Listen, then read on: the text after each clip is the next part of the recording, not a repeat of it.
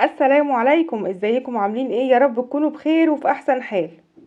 مساء الفل، مساء النور، مساء الهنا والسرور.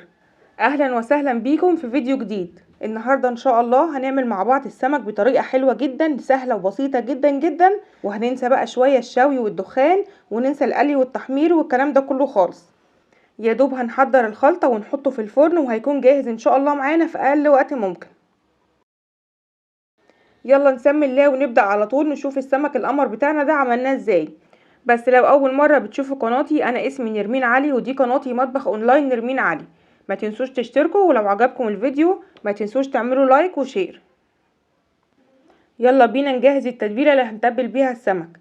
معانا معلقة كبيرة مليانة توم مفروم، معلقة كبيرة مليانة فلفل رومي او حامي مفروم، معلقة كبيرة هريسة فلفل احمر، وعصير ليمونتين كبار. وهنحط عليهم التوابل: معلقة كبيرة كمون، معلقة كبيرة كزبرة ناشفة، نص معلقة ملح، وبهارات سمك، ورشة صغيرة من الشطة، ومعلقتين خل ابيض.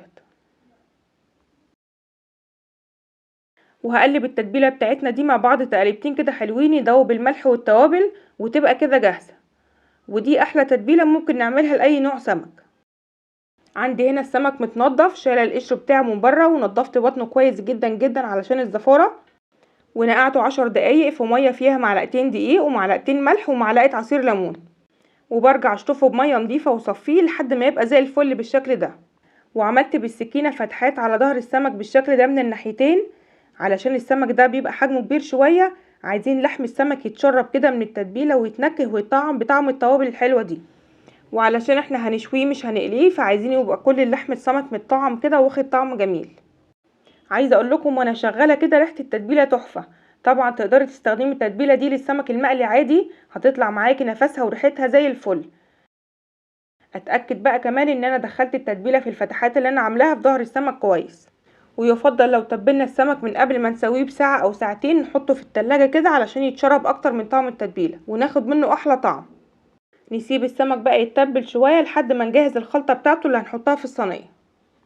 هحتاج بصلة كبيرة مقطعاها شرايح، واربع حبات طماطم مقطعهم مكعبات صغيرة، وفلفل الوان اصفر واحمر واخضر. تقدري تستخدمي فلفل رومي اخضر بس الناس اللي متابعيني عارفين اكيد ان انا بحب الالوان في الاكل، بتعملي كده بهجة وانتعاش. وحطيت عليهم نص حزمة كزبرة خضراء مفرومة، ومعلقة توم مفروم، ومعلقة كبيرة من هريسة الفلفل او صلصة طماطم، ده ينفع وده ينفع.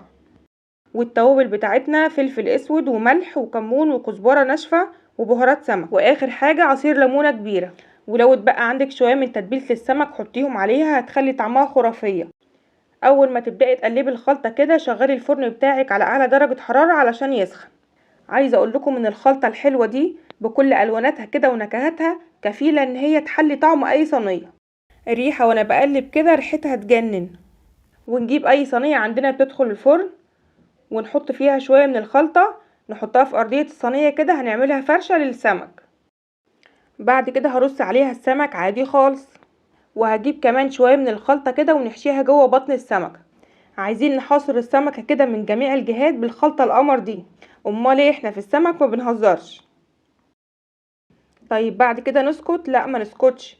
هجيب كمان شوية من الكزبرة الخضراء المفرومة واحطهم في بطن السمكة. عايزة السمك كده وهو بيتشوي في الفرن ريحته تفحفح وتوصل لاخر الشارع. وعلشان نكمل الجريمة بتاعتنا كمان هنعمل ايه، هنجيب شرايح كده من الليمون الحلوة ونحطها جوه السمك. يا عيني على الدلع.